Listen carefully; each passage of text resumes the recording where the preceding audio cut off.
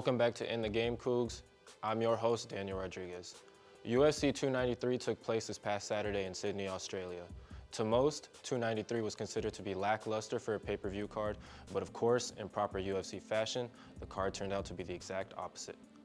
Beginning with the early prelims, our first two bouts ended with a first-round submission by way of rear naked choke. Making his debut in the welterweight opener, Kevin Jousset impressed the Australian crowd, squeezing Kiefer Crosby into submission with 11 seconds remaining in the first round. The following match, a featherweight bout between the New Zealander Shane Young and Brazilian Jiu-Jitsu black belt Gabriel Miranda, ended in a similar fashion. Miranda forced Young into a first-round sub-minute submission.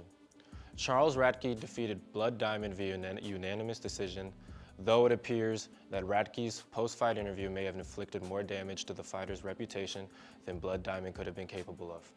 Starting off the prelims was a highly competitive lightweight bout between Nasrat Haqparast and newcomer Landon Quinones.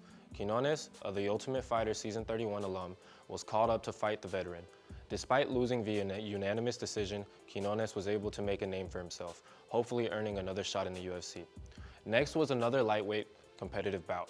Jamie Mullarkey defeated John Makdessi via unanimous decision. Following was a featherweight bout between Jack Jenkins and Chepe Mariscal. Up until this point, Jenkins was undefeated in the UFC. However, Mariscal defeated Jenkins by way of verbal submission, leaving Jenkins with a pretty gruesome arm injury. Carlos Yolberg versus Da Woon Jung headlined the UFC 293 prelims. Yolberg won via submission in the final seconds of the third round. With his victory over Jung, Yolberg now extends his win streak to 5, cementing himself as one of the more promising prospects in the light heavyweight division. Tyson Pedro versus Anton "The Pleasure Man" Turkalj opened up the main card. Unfortunately for Turkalj, the pleasure was all Pedro's as he was able to knock him out within the first 2 minutes of the fight. Earning the first performance bonus of the night was heavyweight Justin Tafa against the former NFL defensive end Austin Lane. Tafa knocked out Lane a little over a minute into the fight. Manel Kape versus Felipe Dos Santos earned the fight of the night bonus. Kape, the 10th ranked flyweight contender, and Dos Santos scrapped it out for 3 intense rounds. Kape ended up spoiling Dos Santos' debut by way of unanimous decision.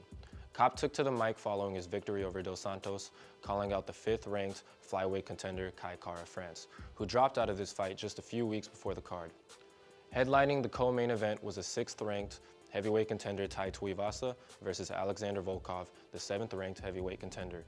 Alexander Volkov submitted Tuivasa with an Ezekiel choke, becoming only the 3rd fighter in UFC history to earn a victory by way of Ezekiel choke. Now for the main event, the great Israel Adesanya versus Sean Strickland. In an upset for the ages, Sean Strickland defeated Adesanya via unanimous decision, becoming the middleweight champion of the world. To no surprise, Strickland took home the last performance of the night bonus. With Strickland now atop the middleweight division, what's next for the division moving forward? Dana White seemed to be in favor of an immediate rematch between Izzy and Sean, claiming, and I quote, "I think you do the rematch, absolutely." With that being said, who do you think should have the next shot at the belt? Should the division head in a different direction and let the #1 ranked contender Dricus du Plessis get next? Or should the winner of Khamzat Chimaev versus Paulo Costa get next?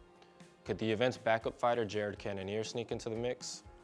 Anyway, I've been your host Daniel Rodriguez. Thanks for tuning in, and I'll catch you next time. Go Cougs.